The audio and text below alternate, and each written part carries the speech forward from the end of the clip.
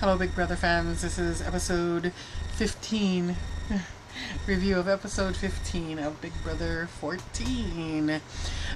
Am I the only person that is like totally over the obligatory hugs that they give after like nominations, veto ceremonies, evictions, blah blah blah? I mean, seriously, it's it.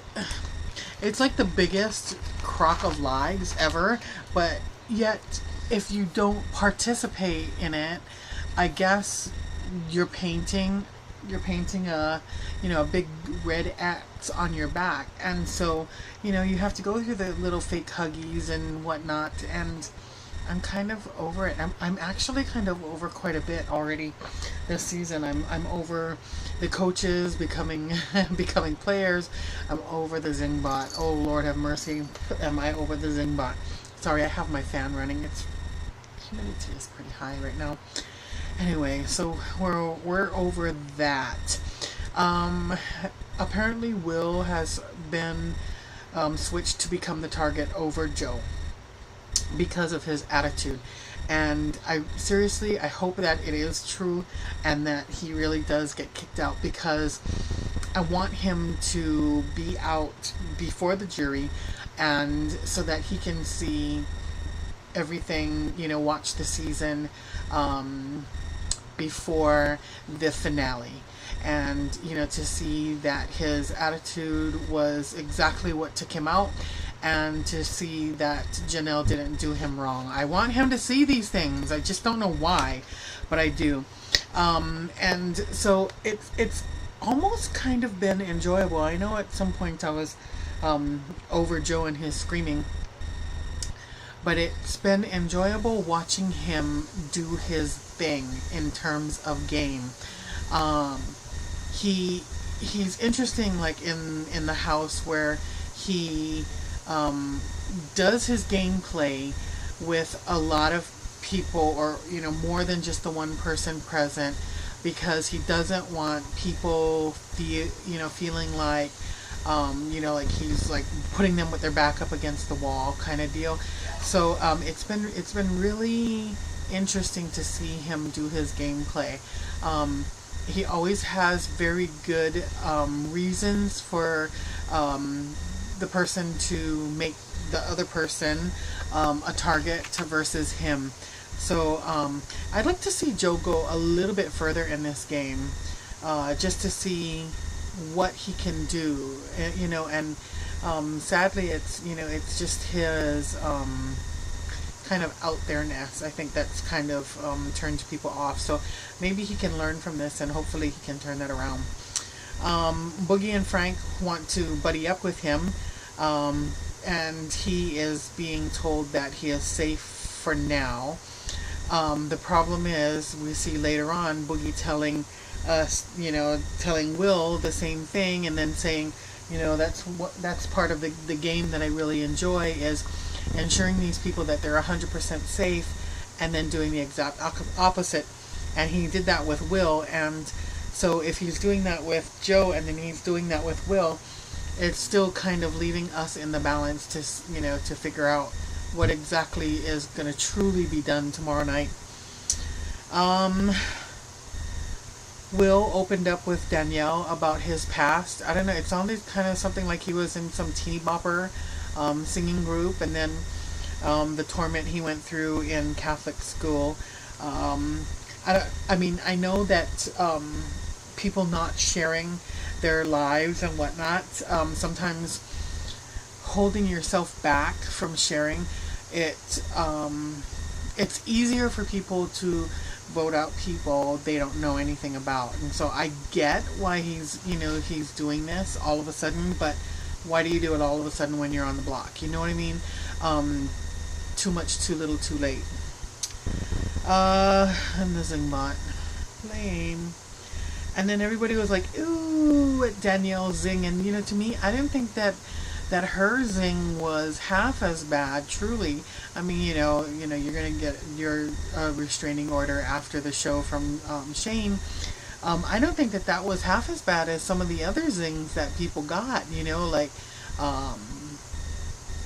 well, actually, some of the zings from the house guests in the diary room were way funnier than what the Zingbot came up with. And I think what they need to start doing is they need to start having the diary room zings being translated into the Zingbot if they bring that stupid thing back again next year. Because the one with Frank and his eyebrows like this because of his Botox, hilarious. Okay, so the Zingbot actually was part of the POV competition.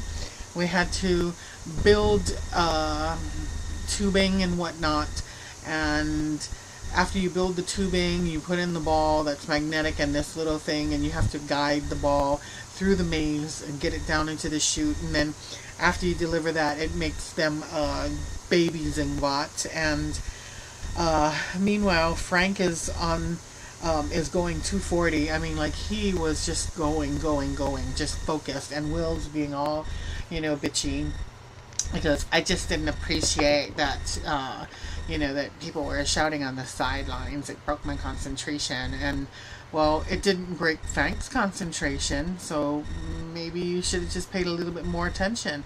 And then Shane was getting frustrated. He's trying to build it, and Brittany's helping him build it, and he didn't even have his thing built, and Frank was already delivering the ball, so that one was just mega, big time, fast win for Frank. And let's see, then we have the group of what I'm going to continue to call the floaters. Will, Jen, and Ashley. They haven't given themselves a lame name, like all the other groups that are, being built around in the house. They wanted to go up to talk to Frank about wasting his HOH on getting Joe out. So they go up, he says, I'll go up and I'll talk, but let's go up. So it ended up being just Will and Ashley going upstairs, no Jen. And they talk about backdooring either Dan or Shane, because, that would be like a huge, move for an HOH. And, they assured him that they had the numbers and they could get it to be a 4-4 vote, where Frank would then be the the tiebreaker. The problem with things like the tiebreaker means that you then become the bad guy with the target on your back. For, if they wanted to backdoor Dan and they have the 4-4, and Frank has said, okay, here's your tiebreaker, are you going to vote for Joe, or are you going to vote for Dan? And if he says, I want Dan, out, then it's like all the rest of his different alliances that he's in are going to start looking at him like, hey, we're part of our alliance, and there he goes backdooring the guy. Can we trust him? No, we're going to get him out. And, he's the HOH, so he needs to start thinking about next week when he's not safe, and keeping those kind of people. So, I mean, I know that, that he has all of those things that he had to continue to think about, but, Boogie is pushing him, don't do it, it's too early in the game to do it. I see Boogie's side of the argument, but yet I still see Frank's side of the argument, because it's his back. He's playing in this alliance, but he needs to at some point start thinking about himself as the player. Is it a little bit too early in the game? Probably so, but you know what, if and we've seen it every single year in Big Brother history, if you continue to wait to to take out the big players, and the floaters are always there, so you need the floaters at some point to help with the votes to get the big guys out, but then you end up with a floater winning. So it's a no-win situation, truly, so everybody really needs to do their own game, really. So let's see. Frank wants him out. I really wish that at some point Frank starts playing his own game, though. I really, really do. I really think that he carries a lot of weight, and I think he has misaligned himself. He needs to really start thinking about changing who he's truly going to take with him to the final two. And it has to be someone who's going to at least try to help him on the off weeks win an HOH. So far, Boogie, he hasn't shown himself to be one of the most terrific players in all time, you know? So, yeah, he really needs to see about that. One of the things that I've been noticing, especially this season about the Power of Veto, is that pretty much no one has been allowed to plead their case. I think maybe once this season, right? People have been able to state their case and what to do. Pretty much, you know, it's like been the person who's been on the block who's won it, and you know, and they saved themselves, so there really isn't anything the person up against them can do, and or the HOH who has won it. So unless they're gonna use it to backdoor someone, so it's been really interesting not seeing, you know, the standing up and trying to plead their case, even though, you know, usually the person you know, is more than likely not going to use it, and then it's really truly up to the house guests to determine who they're going to keep and who they're going to leave, and you know, that really doesn't take, I don't know.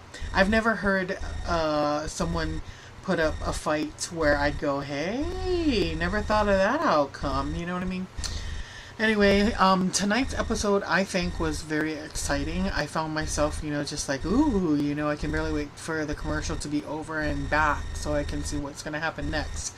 So I hope that it continues to be exciting, and yeah, because, you know, so far it's just kind of been like, okay, Big Brother's on. Nothing, you know, like really but it also might be too early in the season too. Anyway, I guess we will see you tomorrow after the live eviction.